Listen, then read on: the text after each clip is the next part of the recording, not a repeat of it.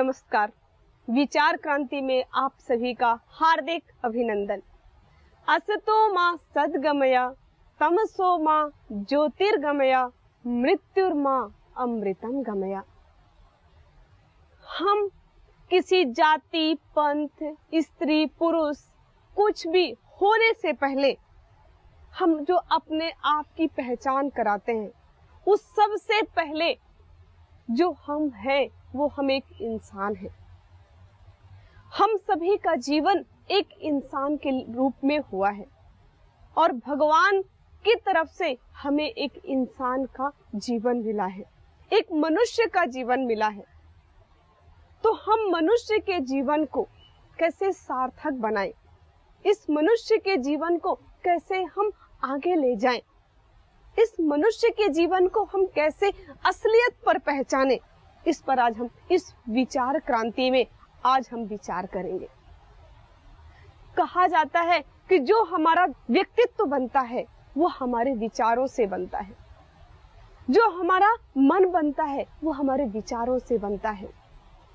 हमारा जो शरीर है वो हमारी दिनचर्या, हमारे खान पान, हमारी ऋतुचर्या, हमारे पौष्टिक आहारों से हमारा शरीर बनता है, जो बाहरी शरीर होता है।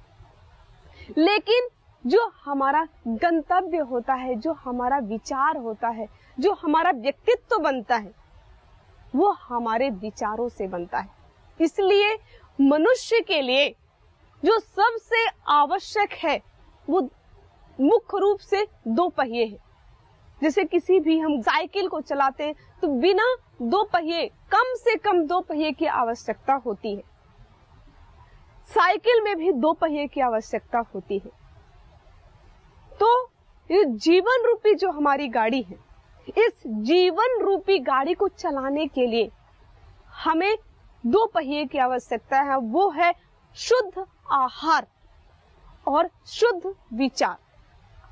जो हम आहार लेंगे उससे हमारा शरीर का विकास होगा और जो हम विचार लेंगे उससे हमारे व्यक्तित्व का विकास होगा। और इन दोनों हमारे अच्छे शरीर से, हमारे बलवान शरीर से और हमारे शुद्ध विचार, हमारे मन से, हमारे मनुष्यों का शुद्ध, हमारे पौष्टिक शरीर से, बलवान शरीर से और हमारे शुद्ध मन से हमारे जीवन का विकास होगा। तो सर्वप्रथम जो मनुष्य के लिए आवश्यक है, अति आवश्यक है, वो है शुद्ध सात्विक पौष्टिक आहार और सही दिनचर्या। सही दिनचर्या, उसमें सही दिनचर्या में प्रातः व्यायाम, आसन, प्राणायाम, इसके साथ साथ और शुद्ध पौष्टिक आहार से हमारा शरीर बलवान बनेगा। क्योंकि किसी भी टारगेट को, अगर हम कोई बड़ा प्रोजेक्ट लेते हैं, कोई बड़ा प्रोजेक्ट सामने रखते हैं, उस प्रोजेक्ट को, उस बड़े कार्य को पूरा करने के लिए हमारा जो एक माध्यम है, जो हमारा सहयोगी बनता है, वो हमारा शरीर सहयोगी बनता है। सर्वप्रथम शरीर सहयोगी बनता है और उसके साथ साथ फिर हमारा मन, हमारी बुद्धि, हमारा कार्य करती है। तो हम इस मनुष्य जीवन को हम ऐसे ना गंवाने, इसको हम समझें, इस पर हम कार्य करें और जितना हम इस पर कार्य करेंगे हमारा जीवन उतना ही अच्छा होगा। क्योंकि वेदों में भी कहा गया है कि मनुष्य जीवन अति दुर्लभ है। जो कि हम अपने बाहरी व्यक्तित्व के बारे में, हम बाहर जो भी है, हम अपने भौतिक उन्नति के लिए तो हम बहुत कुछ करते हैं, लेकिन हम अपनी आध्यात्मिक, अपने मनुष्य की उन्नति के लिए, अपने एक मनुष्य की जीवन की उन्नति के लिए हम बहुत कम सोचते हैं, जिससे कि हम सब कुछ करते हुए असंतुष्ट रह जाते हैं। हमारी एक उच्च चेतना नहीं बन पाती, हमारे विचार का जो लेवल है वो उच्च नहीं हो पाता। क्यों? क्योंकि हम अपने विचारों को उच्चतम करने का कभी प्रयास नहीं किया। तो हम अपने विचारों को ऊंचा रखने के लिए, हम अपने विचारों का लेवल ऊंचा रखने के लिए कभी प्रयास नहीं किया और हम अपने जीवन में बस छोटी छोटी सुख सुविधाओं के पीछे अपने जीवन को यूं ही बिता देते हैं। हमें प्रसन्न रहना चाहिए। प्रसन्नता हमारे जीवन का एक विशेष अंग है। हमें खुश रहना चाहिए, लेकिन उस खुशी को हमें अपने एक मनुष्य होने का गौरव भी हमें महसूस होना चाहिए। लेकिन कभी हम दुखी होते हैं तो इतने दुखी हो जाते हैं कि हम अपने आप को ही भूल जाते हैं। लेकिन कभी हम थोड़े से में सुखी होते हैं तो हम इतने सुखी हो जाते हैं कि हम सब कुछ को भी भुला देते हैं। कहने का मतलब कि हम अपने इस मनुष्य जीवन में बैलेंस बना करके चले। हम जब बैलेंस बना करके चलते हैं, जब हम एक सही विचार करते हैं, जब हम उच्च स्तर को सोचते हैं, उच्च स्तर का सोचने का मतलब ये नहीं कि कोई सामने वाले को कष्ट देना, हमसे जो कमजोर हैं उनका मजाक उड़ाना, हमसे जो गरीब हैं उनको सताना, ये ऊंचा सोचने का मतलब नहीं है। अहंकार को पालना ये नहीं है। उच्च स्तर का सोचने का मतलब है, उच्च स्तर के विचार करने का मतलब है कि सबका सहयोग लेते हुए हम एक मनुष्य हैं और हमारे मनुष्य होने के नाते हम सबका सहयोग करें। हम अपने आप को पहचाने कि हम एक मनुष्य हैं और मनुष्य हम ईश्वर की संतान हैं, हम ऋषि मुनियों की संतान हैं, हम महापुरुषों की संतान हैं। और उनका जीवन कैसा था, उनका व्यक्तित्व कैसा था, उनका चरित्र कैसा था, उनका जीवन कैसा था, उनके जीवन की तरह हमारा भी जीवन क्या है। हम जिस मार्ग पर चल रहे हैं, जिस पथ पर चल रहे हैं, वो पथ क्या सही है? क्या ऋषि मुनि, क्या हमारे व्यक्तित्व, क्या हमारे समाज को का गौरव बढ़ाने वाला है? अगर है तो उस कदम पर, उस पथ पर आप बढ़ते रहो। लेकिन अगर कोई भी पथ जो आपके पथ से, जो आपके व्यक्तित्व से पीछे हटाए, जो कोई भी ऐसा मार्ग जो आपके अपने व्यक्तित्व से नीचे हटाए, उस पथ को, उस मार्ग को पर कदापि मत चलो। उस पथ का हमेशा चयन करना जिस पथ पर हमारे ऋषि मुनि, हमारे जो महापुरुष गए, क्योंकि हम मनुष्य का जीवन हमें मिला है और ये मनुष्य का जीवन ईश्वर की सबसे बड़ी सौगात है। हम इस शरीर के अंदर, इस मन बुद्धि में हमारे अच्छे संस्कार भी हैं और बुरे संस्कार भी हैं। हर एक व्यक्ति के अंदर कुछ न कुछ अच्छाइयां होती और कुछ न कुछ बुराइयां होती। तो उन बुराइयों को हमें सामने नहीं रखना। हमारी जो वीकनेस है, जो हमारी कमजोरी है, जो हमारी गलतियां हैं, हर एक मनुष्य को अपनी गलतियां ध्यान देनी चाहिए। अपनी गलतियां, अपनी बुराइयों को देखना चाहिए, लेकिन देखना किस लिए? उसको हटाने के लिए। देखना किस लिए? कि जिस मार्ग पर हम चल रहे हैं उस मार्ग पर बाधा न बने, इसके लिए। तो जो मार्ग हमारे महापुरुषों द्वारा बताया गया है, जो मार्ग हमारे ऋषि मुनियों द्वारा बताया गया है, हम मनुष्यों को उसी मार्ग पर चलना चाहिए। और जब हम सही मार्ग का चयन करेंगे तो तभी हमारा इस मनुष्य का जीवन सार्थक होगा। नहीं तो हम इस जीवन को ऐसे ही बिता देते हैं और ठोकर पे ठोकर खाते रहते हैं। जैसे एक पतंगा लाइट की रोशनी पर आकर के उसमें झुलस जाता है। वो समझता है कि इस लाइट में मुझे आनंद मिलेगा, उसमें प्रसन्नता मिलेगी और उसमें आकर के वो झुलस करके खत्म हो जाता है।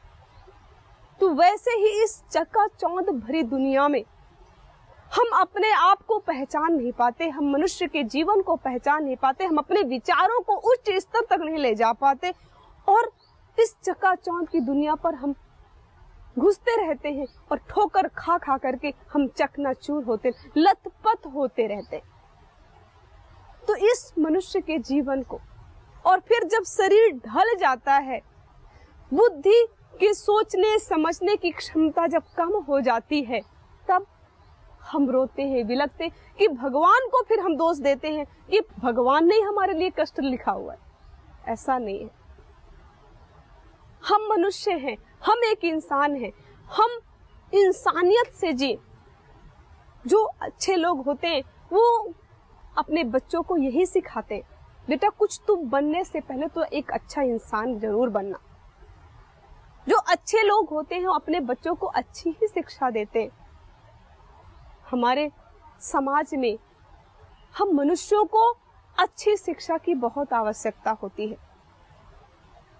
बाकी जो पशु पक्षी हैं, बाकी जो यहाँ पर बहुत सारे जीव जंतु हैं, उनका अपना अपना स्वभाव होता है, उनकी अपनी अपनी दिनचर्या होती है। लेकिन मनुष्य एक ऐसा प्राणी है कि उसे हर पल पल पर उसको संभालने की, उसको दिशा निर्देश देने की आवश्यकता होती है। अगर बचपन से ही उसको दिशा निर्देश न दिया जाए तो वो गलतियों की तरफ, वो बुराइयों की तरफ जल्दी झुक जाता है, क्योंकि बुराइयां मनुष्य को जल्दी खींचती हैं। एक मनुष्य की एक स्वाभाविक वीकनेस होती है कि वो हमेशा सहजता की ओर जाना चाहता है, आराम की ओर बढ़ता है, आराम की सैया पर सोना चाहता है, आराम का जीवन जीना चाहता है। अब वही आराम उसके लिए हराम बन जाता है। जो आराम को देखेगा, उसको आराम करने में जो उसको आनंद दिखाई देगा, जो कि है नहीं उसमें, वास्तविक आनंद उसमें नहीं होता। तो वो जब आनंद में, सहजता में अपने आप को ढालता है, तो वो उसके लिए बुराई का पथ नजदीक हो जाता है। लेकिन जब उसके रगों में खून दौड़ता है, जब उसके रगों में एक उत्साह दौड़ता है, एक पराक्रम दौड़ता है, और उसको कुछ करना होता है कि मुझे भगवान ने इस धरती पर जन्म दिया है तो कुछ करने के लिए दिया है। क्योंकि साइंस तो हमें एनिमल ही बताती है कि हम सब एनिमल हैं, सब हम पशु हैं। वो पशु किस स्तर पर हैं? जब हमारे विचार, हमारा व्यक्तित्व बिल्कुल पशुओं की तरह होता है, बिल्कुल सामान्य होता है, उस स्तर पर हम पशु हैं। लेकिन जब हमारा व्यक्तित्व उच्च लेवल का होता है, जब हमारा जीवन, हमारे विचार बहुत उच्च लेवल के होते हैं, तो हम पशु से ऊपर उठ जाते हैं। हम एक मानव से महामानव बन जाते हैं। और हमारी जो संस्कृति है, विराट संस्कृति है, हमारी ऋषि मुनियों का जो ज्ञान है, वो बहुत अथक ज्ञान है, अखंड ज्ञान है, और बहुत हमारे जीवन को पग पग पर संभालने वाला है। तो हमें गौरव होना चाहिए। जब हमें गौरव होगा कि हम ऋषि मुनियों की संतान हैं, जब हमें गौरव होगा कि हम रामकृष्ण की संतान हैं, तो हमारा जीवन वैसे ही बनने के लिए तैयार होगा। और फिर हम जब वैसे ही बनेंगे, तभी तो हम एक मनुष्य के जीवन को सार्थक कर पाएंगे। हम एक इंसान होते हुए हम अपने जीवन में एक टारगेट रखें कि हम एक तय कर लें, हम एक निश्चित कर लें कि हमें जीवन में कैसे जीना है, हम अपने जीवन को किस मोड़ पर ले जाना है, किस पथ पर ले जाना है, किस मार्ग पर ले जाना है। और जब हम तय कर लेंगे, अभी से तय कर लें, समय निकलने के बाद फिर कुछ होता नहीं है। समय बहुत है, लेकिन समय इतना नहीं है कि तुम्हें हर काम के लिए वो समय दे पाए। समय तो है कि समय को बर्बाद मत करो। अगर समय की बर्बादी हम करेंगे तो समय की बर्बादी तो हम नहीं कर सकते, लेकिन समय जरूर हमें बर्बाद कर देगा। तो हम कुछ भी, हम स्त्री हैं, पुरुष हैं, हम किसी भी जाति पंथ के हैं, हम कुछ भी हैं, जिससे हमें इस समाज में हमारी पहचान होती है। हम साधु हैं, संत हैं, गृहस्थी हैं, कुछ भी हैं, लेकिन सबसे पहले हम एक सच्चे इंसान हैं। और उस इंसानियत के नाते और उस मनुष्यता के नाते हमारा क्या लक्ष्य है, हमारा क्या गंतव्य है, हमारे क्या विचार होने चाहिए, हमारा कैसा व्यक्तित्व होना चाहिए, इस पर हमें पग पग पर विचार करना चाहिए, सोचना चाहिए, समझना चाहिए, उस पर हमें विचार विमर्श करना चाहिए, हमें थोड़ी गहन चिंतन करना चाहिए जीवन के बारे में। हम बहुत सारे विषयों पर हम चिंतन मंथन करते हैं, लेकिन मनुष्य होते हुए इस मनुष्य के जीवन पर चिंतन नहीं करता कि आखिर हम कहां से आए। ये बहुत गहन चीज है, बहुत गहन विचार है, जो बिल्कुल सरफेस लेवल पर सोचते हैं, बिल्कुल हल्के से जीवन को जीना चाहते हैं, वो सब इस विचारों पर सोचते ही नहीं, अरे क्या करना, मजाक में ले लेते। लेकिन नहीं, इस जीवन को मजाक में मत लो, सहजता रखो, जीवन में सहज रखो, बच्चों की तरह खिलखिलाओ, हंसो, खेलो, लेकिन उस सहजता के साथ साथ, उस बच्चों के मुस्कुराहट के साथ साथ जीवन की गंभीरता को भी समझो। अगर जीवन की गंभीरता को नहीं समझोगे तो जीवन हाथ से निकल जाएगा। इस जीवन की गहराई को नहीं समझोगे तो इस जीवन की गहराई आपके हाथ से निकल जाएगी, और जब हाथ से निकलने के बाद फिर कुछ हाथ पकड़ में नहीं आएगा, जिससे आज का जो दिन, आज की जो ये शाम है, आज का जो ये समय है, दोबारा हमारे जीवन में लौट के नहीं आने वाला। वो चक्र वैसे ही चलता है, हमें सुबह प्रतिदिन सूरज उगते हुए दिखता है और शाम को ढलते हुए दिखता है, लेकिन वही हर एक क्षण नया सूरज होता है, हर एक क्षण नया दिन होता है। जो अभी गुजर रहा है, क्षण क्षण भर से जो गुजर रहा है, वो दोबारा हमारे जीवन में लौट करके नहीं आएगा। इसलिए हर एक पल हमारा सार्थक हो, हर एक क्षण हमारा सार्थक हो, ऐसे हमें विचार करना है, ऐसे हमें सोच को रखना है, ऐसे हमें मंथन चिंतन करना है। हम सभी विषयों पर चिंतन करते हैं, सभी विषयों पर मंथन करते हैं, हम जरा सा थोड़ा सा भी तो ध्यान जीवन के विषय पर दें कि जीवन आखिर है क्या।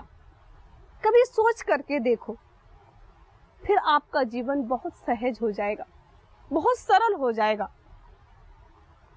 जो जानते हो, क्योंकि मनुष्य के अंदर एक स्वाभाविक रूप से जो अच्छाइयां होती हैं उसको वो जानता है।